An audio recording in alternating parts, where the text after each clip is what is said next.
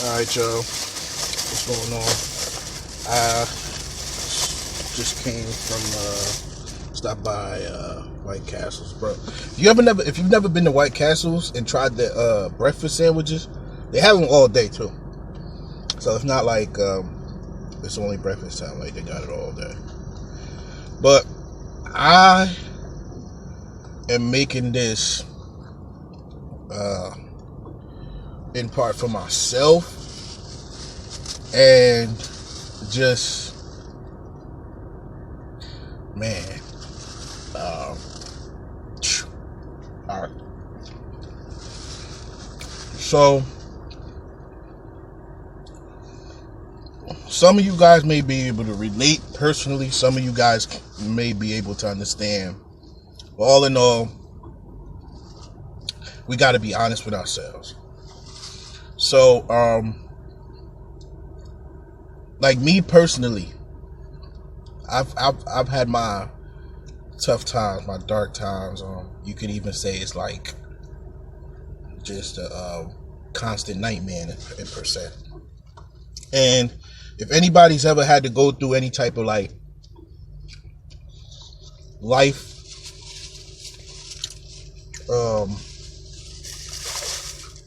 basically, if you was in the, I don't like to say streets, man, because I feel like people just throw it out there. But if you've ever been a person who had to deal with life and death, military, individuals like that too, you'll like understand. And yeah, anybody who feels like their life was like they know what you know, like they understand what it means to not, you know, for someone to leave this earth, and then whether they be in like survival, that's what it is. They understand survival. So I seen an article of someone who is a prominent individual in the battle rap community. I don't want to alienate certain people who might be viewing this, be like, well, I'm not up on battle rap. It has nothing to do with battle rap. It has to do with life. It has to do with literally survival. So this individual, he's very vocal about it. He's is you know, part of the street gang. He's been involved with the street gang, and he's also has been shot multiple times and survived. So within this guy has had issue, you know, runs with the law where he will, you know, be incarcerated, you know, whatever, with either drugs or firearm, and that just come with the street life. Here's what I'm getting at. I spoke to a brother. Well, I surround myself with kings, and what I mean by kings is that these guys are solid men, like 10 toes down. They don't go around bragging. I've been in scenarios and they've never said anything, whether they know you or not. If you a human being, if you a man, that's how they go about things, bro. Like, I don't know how, but that's just who they are. And I feel like I'm like that, and sometimes it's to my detriment. So, but this one brother, I call him Tuck. He was telling me about this battle rapper, and he was telling me like, man, he got to get out his own city. He got to get out his hood. He said it. He was saying it. He was like, yo, because he understands, like, bro, when you start getting yourself, when you start to really get not only successful, like, this ain't no, like, you know, you a chiropractor, you make good money, but you walk down the street, people ain't really gonna be noticed. You know, you might have a nice car, things like, but it's not it's not you know, shown around the world. You know what I mean? But this individual is, you know, YouTube is huge, so he's seen, like he's famous. Basically, he's famous. He's on a lot of platforms. He's hit radios. He's on up and up. So he said this. My boy Tuck said, like, yo, he needs to go. He got to get out his hood. And bro, lo and behold, bro, next thing you know, my man got hit up. And now they're saying that he's incarcerated. He's locked up again for firearms and drug possession. So to me, I feel like I don't know what's going on in this brother's mind. I could say with myself sometimes when you come up in these violent environments, a lot of times what you don't know is like people talk about like suicide and like depression and all that. Like when the streets go about things, they don't do that.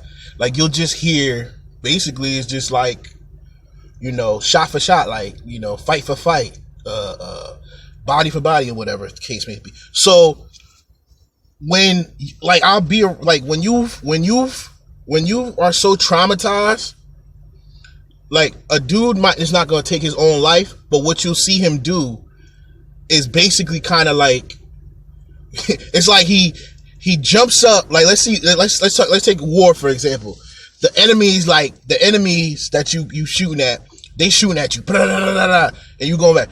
So what you would do, a person who's like in the streets and just like dealing with so much and see no way out, what they'll do is like basically they'll act like they're going, or they run towards the enemy and basically have the enemy kill them.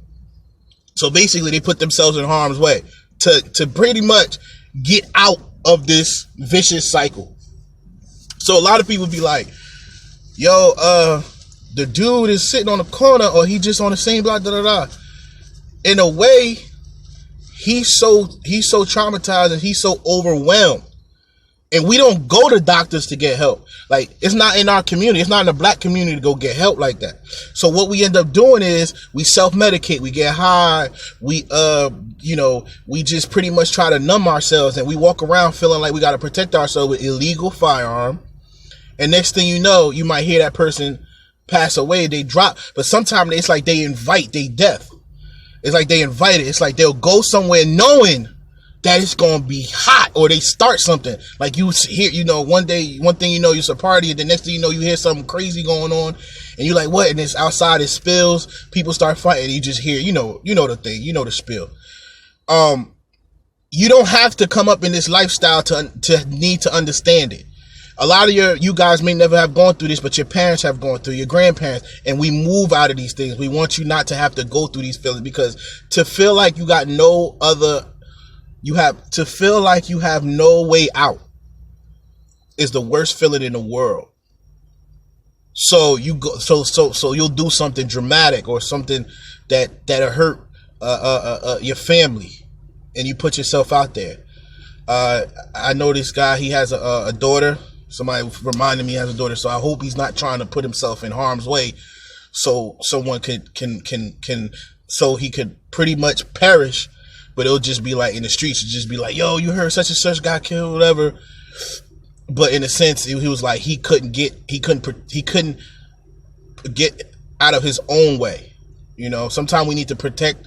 Sometimes people need to protect people from themselves. Like, you can't come back from the same place and think you're gonna be able to do the same thing. God gave you an opportunity to get out.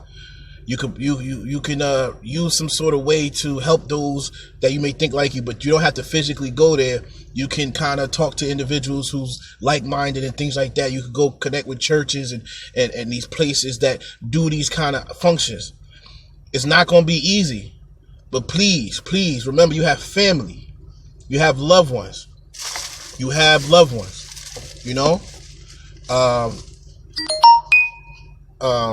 I'm going to pray for this gentleman, and I pray for everyone else who may feel like, oh, there's no other answer, and they believe in the lies. Don't believe in the lies. You know what I mean? And bless y'all.